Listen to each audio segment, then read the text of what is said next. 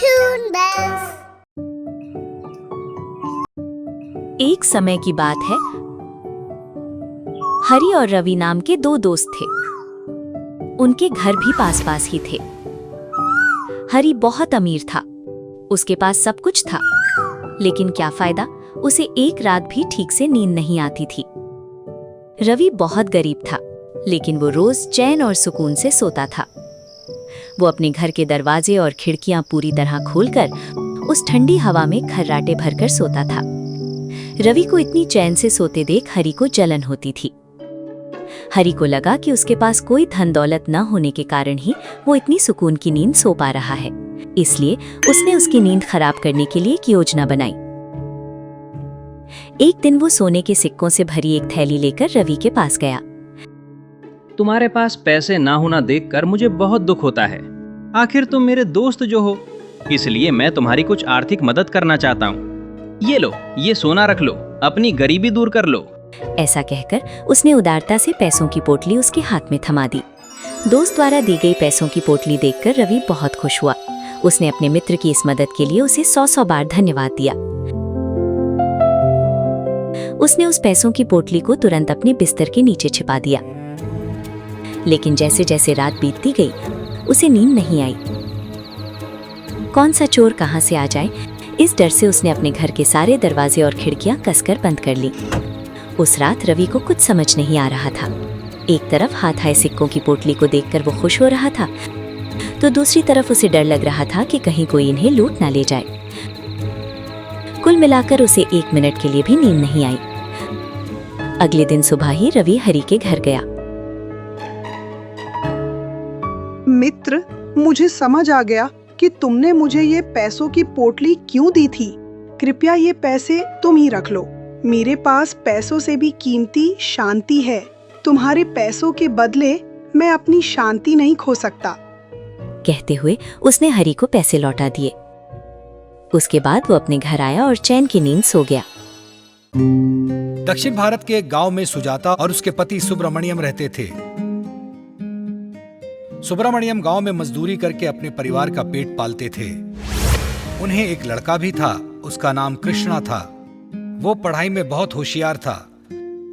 सुजाता और सुब्रमण्यम चाहते थे कि उसका बेटा खूब पढ़े और उनकी गरीबी दूर करे, लेकिन अचानक सुब्रमण्यम बीमार पड़े, बिस्तर से भी न उठ पाते। सुजाता अब परेशान हो गई, क्योंकि घर चलाने की जिम्मेदारी अब उसके कांधे पे आ गई। एक दिन सुजाता घर के बाहर जाते वक्त रास्ते में एक आदमी से मिली। उसका नाम दुर्गा प्रसाद था। बड़ा ही दयालु था और सुजाता की परिस्थिति के बारे में उसे पता था, इसलिए उसने सुजाता से कहा, बहना, अब तुम्हारे पति की तबीयत कैसी है? अच्छी है, पर इलाज के लिए बहुत से पैसे लग रहे हैं और आप तो जानते हो कि हमारे हालात कैसे हैं। सुजाता बोली, हाँ बहना सुजाता, मेरे पास एक काम है, अगर तुम चाहो तो मेरे साथ कर सकती हो। दुर्गा प्रसाद ने पूछा। झट से सुजाता ने पूछा, कौन सा काम है भैया? फिर दुर्गा प्रसाद बोले, तुम तो जानती हो कि मैं मछलियां पकड़कर उन्हें बाजार में बेचता हूँ। मुझे अब बाजार जाके मछलियां बेचने के लिए टाइम नहीं मिलता, तो तुम वो काम कर सकती हो। मैं मछलियां पकड़ूंगा और तुम बाजार जाकर उन्हें बेच देना। जो मुनाफा होगा आपस में बांट लेंगे। बोलो मंजूर है? हाँ हाँ, मुझे मंजूर है। मैं कल से ही ये काम शुरू करती हूँ। फिर अगले दिन से सुजाता तालाब किनारे आती, वो दुर्गा प्रसाद मछलियां पकड़ता, तो सुजाता उसे टोकरी में भर के वहां से जाकर बाजार में बेचती। मछलियाँ ले लो, ताजी मछलियाँ ले लो। गांव के लोगों को सुजाता का ये काम बहुत पसंद आया, क्योंकि उसे उसमें बाजार जाकर मछलियां खरीदनी नहीं पड़ती थी और घर पर ही ताजी और सस्ती मछलियां मिल जाती थी। देखते ही देखते सुजाता की मछलियां उस दिन समाप्त हो गईं। अब हर दिन यही सिलसिला चलने लगा। दुर्गा प्रसाद तालाब से मछलियां पकड़ता तो सुजाता उन्हें गांव में ले जाकर बेचती। मछलियाँ ले लो, ताजी मछलियाँ ले लो। दोनों सुजाता और दुर्गा प्रसाद खुश थे, क्योंकि मुनाफा अच्छा मिल रहा था। उस मुनाफे से सुजाता ने पति का इलाज करवाया और अपने बेटे का अच्छे स्कूल में दाखिला करवाया। कुछ महीनों बाद जब गांव से सुजाता मछलियां बेचने जा रही थी, तो चलते चलते वो सोचने लगी, अरे मेरी वजह से ये सारी मछलियाँ बेची जा रही है। मैं दिन भर मेहनत करती हूँ, इसलिए लोग मेरे पास से मछलियाँ खरीदते हैं। मैं दुर्गा प्रसाद से ज्यादा मेहनत करती हूँ। वो सिर्फ तालाब में मछलियाँ पकड़ता है, तो मुझे मुनाफा भी ज्यादा मिलना चाहिए। तब शाम के समय दोनों मिले और सुजाता बोली, भैया, मैं दिन भर गांव जाकर मछलियाँ बेचती हूँ। मैं ज्यादा मेहनत करती हूँ, तुमसे तो मुझे मुनाफा भी ज्यादा मिलना चाहिए। ये तुम क्या बोल रही हो बहना? माना कि तुम गांव जाकर मछलियां बेचती हो, मेहनत करती हो, पर मैं भी तो मेहनत करता हूँ। मछलियां पकड़ना कोई बच्चों का खेल है? दुर्गा प्रसाद ने कहा। इस पर सुजाता बोली, ओ, मैं कुछ नहीं जानती। अगर मुझे आधे से ऊपर मुनाफा मिलेगा तो ही मैं तुम्हारे साथ काम करूंगी, नहीं तो मैं चले जाऊंगी। ठीक है सुजाता बहना, जैसी तुम्हारी मर्जी। फिर वहां से सुजाता चली गई और अगले दिन सुजाता नींद से जल्दी उठी और तालाब के पास गई। तालाब में जाल डाला,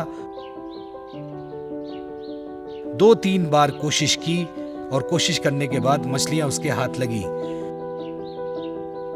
फिर उन्हें टोकरी में डालकर वो गांव में बेचने चली गई। मछलियाँ ले लो, ताजी ताजी मछलियाँ ले लो। पर उस दिन किसी ने सुजाता की मछलियां नहीं खरीदी, क्योंकि दुर्गा प्रसाद ने मछलियां बेचने के लिए एक नई महिला को काम पर रखा था, वो भी कम दाम पर। वो महिला सुबह जल्दी से उठकर मछलियां बेचकर चली जाती थी। अब सुजाता के पास पछताने के सिवाय कुछ न बचा। अब यही सिलसिला चलता रहा। सुजाता सुबह तालाब के पास जाती, मेहनत करने के बाद मछलियां पकड़ती और लेकर गांव से बेचने चली जाती। मुश्किल से कुछ लोग ही उसे खरीदते, क्योंकि अब उसे गांव में आते आते टाइम हो जाता। मछलियां कम खरीदने के कारण उसका मुनाफा पहले से कम होने लगा और मेहनत भी ज्यादा करनी पड़ी।